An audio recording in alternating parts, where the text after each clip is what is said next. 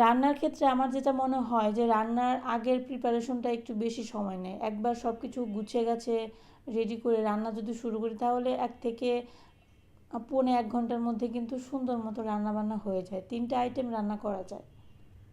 কাটাকুটি করতে একটু বেশি সময় লাগে। ট্যাংরা মাছ দিয়ে চচ্চড়ি রান্না করব। একটু হলুদ মরিচ লবণ দিয়ে মাখিয়ে নিলাম। চচ্চড়ির ক্ষেত্রে কিন্তু এই মাছটা আপনারা কাঁচা ব্যবহার করতে পারেন, মানে না ভেজে সবজির সাথে কষিয়ে রান্না করা যায়। তো মাংস কষানো আমার প্রায় হয়ে গেছে। এর মধ্যে পরিমাণ মতো জল ব্যবহার করব। নর্মাল জলই দেব, গরম জল দিলে একটু ভালো হয়।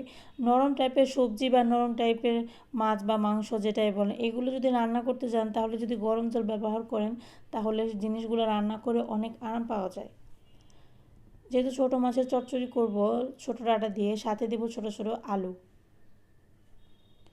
আলুটা সেদ্ধ হতে একটু বেশি সময় নেবে, তাই আলুটাকে আগে জল লবণ দিয়ে সেদ্ধ করে তারপর তার মধ্যে সবজি ব্যবহার করব।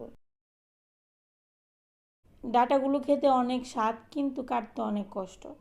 তারপরও আমার এই ডাঁটা দিয়ে চচ্চড়ি খেতে ভীষণ ভালো লাগে, যার কারণে ১ থেকে ১.৫ ঘন্টা লাগে কাটতে। সত্যি কথা বলতে অনেকটাই টাইম লাগে। তারপরেও ধৈর্য সহকারে অনেকক্ষণ সময় নিয়ে আমি এই ডাঁটাগুলো কাটি, কারণ শুধুমাত্র আমার খেতে ভালো লাগে তার জন্য।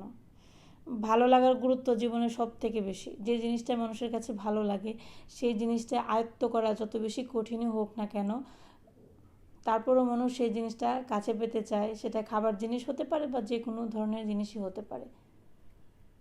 কিন্তু যদি সবজির কোনো কিছু রান্না করি তাহলে দেখা যাবে সবজিটা কাটতে হবে, সবজিটা ধুইতে হবে, মাছটা ধুইতে হবে, মাছটা ভাজতে হবে, তারপরে সবজিটা দিয়ে মাছটা রান্না করতে হবে।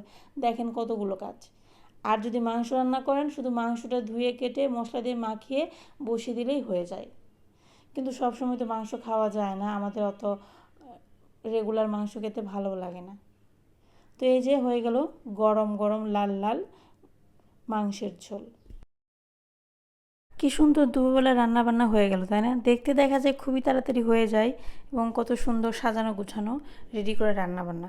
কিন্তু এই রান্নাগুলো করতে সকাল 7টা থেকে 9টা থেকে 10টা পর্যন্ত আমার ওয়েট করতে হয়, কাজকর্ম করতে হয়, তারপর এত সুন্দর গুছানো রেডি করা খাবার পাওয়া যায়।